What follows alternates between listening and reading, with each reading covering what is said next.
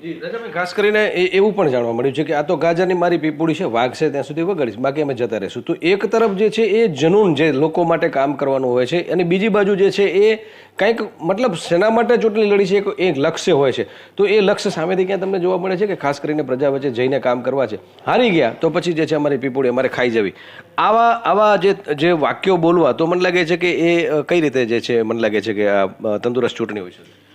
મેં કીધું એમનામાં કોઈ મતલબ તમે વાત કોના સાથે કરી શકો, જેના જીવનમાં કોઈ સિદ્ધાંત હોય, જેની કોઈ વાતમાં તથ્ય હોય, જેની કોઈ વાતમાં દમ હોય તો તમને વાત કરવી પણ ગમે. આમની વાતમાં કોઈ સિદ્ધાંત નથી, ખાલી ખોટા આક્ષેપ, ગમે એ વાત હોય એમાં ગમે એવું ખોટું બોલી નાખવું, આ અમારા સ્વભાવમાં નથી. અમે ક્યારેક આ કરી પણ ના શકીએ. આજે હું ત્રીજી ચોથી પેઢી સુધી રાજકારણમાં સક્રિય છું, લોકો અમને સ્વીકારે છે, લોકો ચાહે છે, લોકો પ્રેમ કરે છે, તો અહીંયા સુધી પહોંચાડું. તમને એક જ વાર માણસોએ ખાલી 5 વર્ષ ખાલી ધારાસભ્યને મોકો આપ્યો તો તમે વિચારો એમને શું કર્યું હશે. 5 વર્ષમાં જ પબ્લિકે ઘર ભેગા કરી દીધા. 5 વર્ષમાં જ તમને પબ્લિક ઘર ભેગા ક્યારે કરે? જ્યારે તમે લોકોની વચ્ચે ના રહ્યો, લોકોના કામ ન કરો.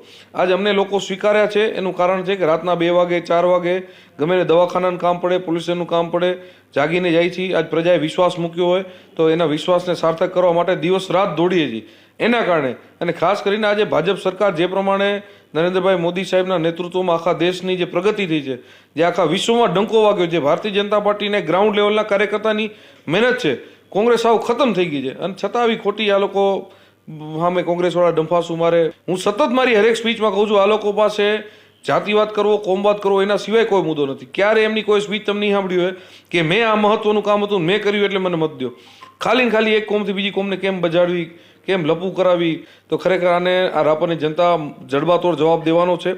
અને હજી પણ બીજું પણ કહું છું કે આ માણસોએ ભૂતકાળમાં પણ વાઘજીભાઈ પટેલ જેવો પવિત્ર માણસ, જે સહકાર ક્ષેત્રના આગેવાન, જે રાપર તાલુકાની ખરા અર્થમાં સેવા કરતા હતા, એ ધારાસભ્યને પણ આ ભચુભાઈ એન્ડ ચંડાળ ચોકડી જેમની કાંઈ છે એને સાથે મળીને કેટલા બધા હેરાન કર્યા હતા એ રાપરની જનતાને ખબર છે. એમના પટેલ સમાજને પણ ખબર છે કે એ વાઘજીભાઈને જાહેરમાં બંગડીઓ લઈને ગયા હતા. આજે વાઘજીભાઈ એના ધ્રાસકામાં બચારા એમ કહેવાય કે એમને હાર્ટ એટેક આવી ગયો. બોલો, આ લેવલે પ્રેશરાઇઝ કરવા, જાતિવાદ કરવા, કોમવાદ કરવા, લોકોને હેરાન કરવા, સતત એમનો આના સિવાય કોઈ બીજો વિષય નથી. અને સતત પ્રજાને ગુમરાહ કરી અને લોકોને હેરાન કરવા સિવાય કાંઈ કામ નથી.